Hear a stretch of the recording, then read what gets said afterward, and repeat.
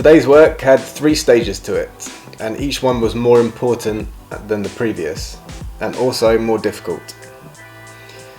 Today was the joinery for the frame of a round casement window that I'm making. Before doing these tasks, I had assumed that the joinery for the sash, which I did yesterday, which has 2 curved sections meeting 2 straight, was going to be the difficult bit, and that today's work would be more simple. But it wasn't like that. Not only that, but each part took much longer than expected, and I ended up doing this joinery all day. So I start out cutting the half laps out of the frame. This is the most complex half lap I've ever seen, with 2 levels to it, thinner level having little curved bits where the recesses meet, and the front being also curves on the shoulder where it meets the front of the frame. To say this needs to be perfect is an understatement. It takes me a long time to make the first cut. My hands are sweating, everything is sweating. I start procrastinating and doubting my marking out. So in the end I make a little cut in the middle of the half lap, so I'm not committing to a perfect plumb cut on the line.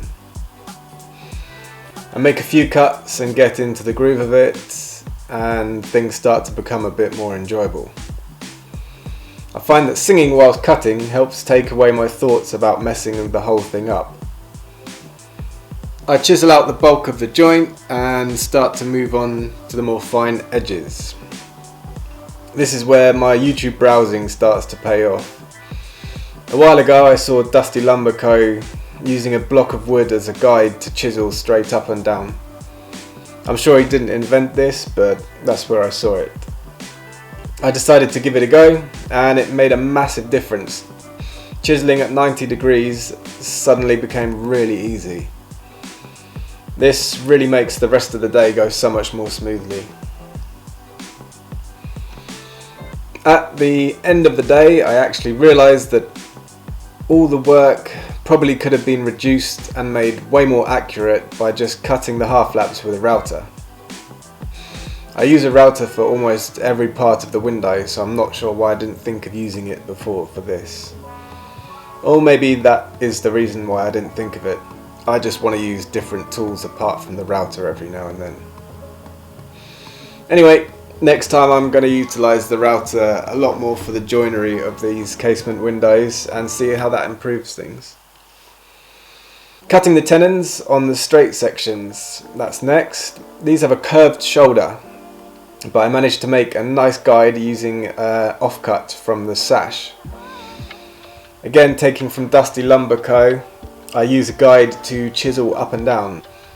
So I clamp the curved piece and use the curve as a guide and slowly work around. The first time I did this design was for a client in Florida. She wanted 3 of these made at 165 centimeters diameter, that's about 5 foot. She wanted them as doors. The doors were for a hobbit house, and I seem to remember being just as stressed about the joinery for those doors as I was while making this window now. Although those doors definitely weren't as hard to fit together as this window. I guess I made the joinery more accurate on this window, so every time I put it together, it feels like I'm going to damage it when I'm trying to take it apart.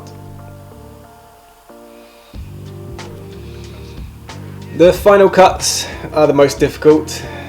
Cutting out a section of the rebate.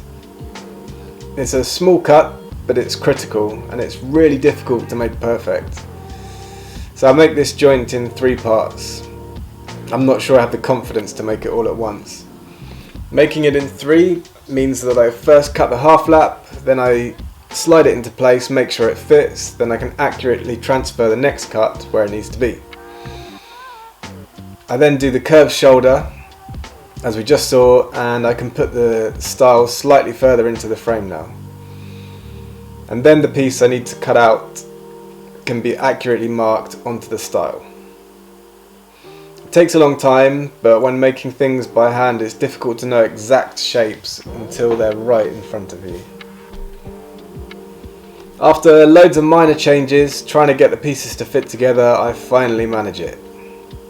but as I look at one of the curved shoulders, it looks like it's not joined close to the frame, leaving a small gap. I have to decide whether to start again or to fix it. Well, actually this window is kind of unique. It's going to an extremely wet location, and I am currently making it in the Mediterranean during summer. What that means is that every part of this window is going to expand once it gets to its final home. So small gaps are okay, as long as I fill them with a flexible sealant. This way I can send a fully sealed window to the client, and as it expands, that sealant will get squeezed even harder, making a fully weather-tight seal. And that's all for today. If you enjoy the series, please subscribe, and I'll do my best to continue. Tomorrow I start working on some bent laminations. See you then.